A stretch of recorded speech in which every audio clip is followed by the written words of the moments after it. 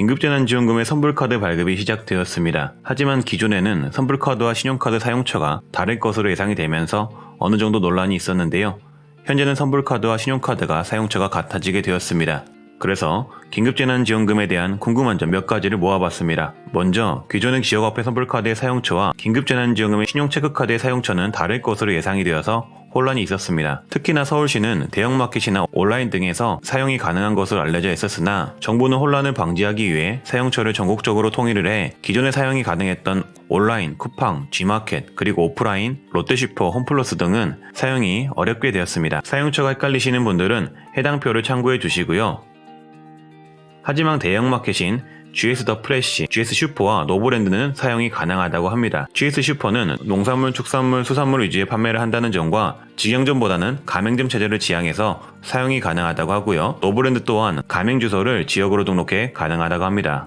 쉽게 말해 어디 상점이든 직영점은 본사와 같은 지역에 있어야만 사용이 가능하고 가맹점은 어디에 있건 사용이 가능하다는 이야기입니다. 뷰티 브랜드 같은 경우에는 올리브영과 롭스 같은 경우에는 본사의 소재지가 서울에 있기 때문에 서울에서는 아무 데서나 사용이 가능하지만 타 지역에서는 가맹점에서만 사용이 가능합니다. 직영점에서는 사용이 불가능하고요. 랄라블라는 직영점 체제로만 운영이 되기 때문에 지방에서는 안되고 본사와 같은 지역인 서울에서만 가능하다고 하고요. 안마, 골프장, 노래방, 레저, 유흥, 마사지 업종에서는 사용이 불가능하다고 합니다. 마사지 업종에 안마 시술소, 발 마사지, 스포츠 마사지점 모두 안되고요. 레저 업종이지만 당구장, 볼링장, 탁구장은 가능하다고 하나 혹시 모르니 가시려고 하시는 업체에 문의를 해보시거나 긴급재난지원금 사이트를 통해 재확인을 해주시고요. 피부샵, 미용실에서는 사용이 가능하다고 합니다. 백화점 내에서도 식당이나 일부 임대 매장들은 사용이 가능한데요. 혹시 이 부분이 궁금하신 분들은 사용 전에 미리 전화 또는 긴급재난지원금 사이트에 확인을 해보시고 이용을 해보시는 게 좋을 듯 싶고요. 신용체크카드의 경우 긴급재난지원금 포인트로 사용하더라도 소득공제가 가능하다고 합니다.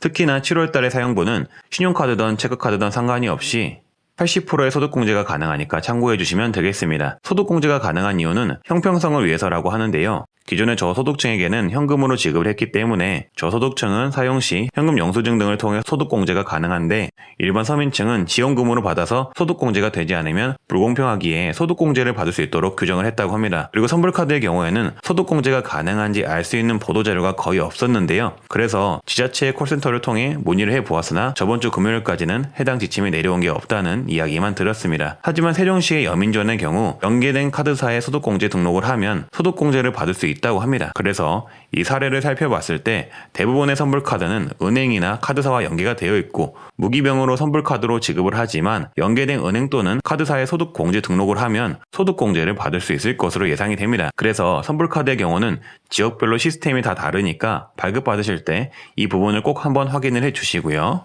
다음은 지역사랑 상품권입니다. 일단 대부분의 지자체들이 지역사랑 상품권을 발급하지 않을 예정이라고 합니다. 그래서 지역사랑 상품권을 발급하는 곳은 거의 없다고 보시면 되는데 하지만 그렇더라도 발급을 하는 지역이라면은 지역사랑 상품권을 받은 경우는 8월 31일까지 쓰기를 공고를 받는다고 하고요. 다만 원래 상품권 유효기간이 5년은 그대로 유지가 될 것으로 예상이 됩니다. 그러니까 지역사랑 상품권으로 받으면은 5년 동안 쓰실 수 있다는 얘기예요. 그리고 잔액 환불의 경우에는 가능하다는 보도를 확인했습니다. 지역별로 다르지만 60에서 80%를 사용을 하시면은 나머지 금액은 현금으로 환불이 가능하다는 이야기가 되는데요. 이 부분 같은 경우에는 발급을 받으실 때 잔액 환불이 가능한지 한 번 더 확인을 해보시는 게 좋으실 것 같습니다. 사용처의 경우는 해당 지역 전체에서 사용할 수 있는 일반 선불카드와 신용카드 사용처보다는 제한을 둬서 해당 지역 시군구에서만 사용이 가능할 수도 있으니까 이 부분 또한 받으실 때 사용처를 한번 문의를 해보시고요. 또한 지역에 따라서 추가 지급 이벤트가 있을 수 있어서 이 부분도 확인을 해보시면 더 좋습니다. 예를 들어 서울시의 서울사랑 상품권은 제로페이로 신청을 할 경우 18일부터 22일까지 하루 2,000명에 한해서 선착순 2만원을 추가로 지급을 한다고 합니다. 그래서 이 부분도 참고를 한번 해주시고요.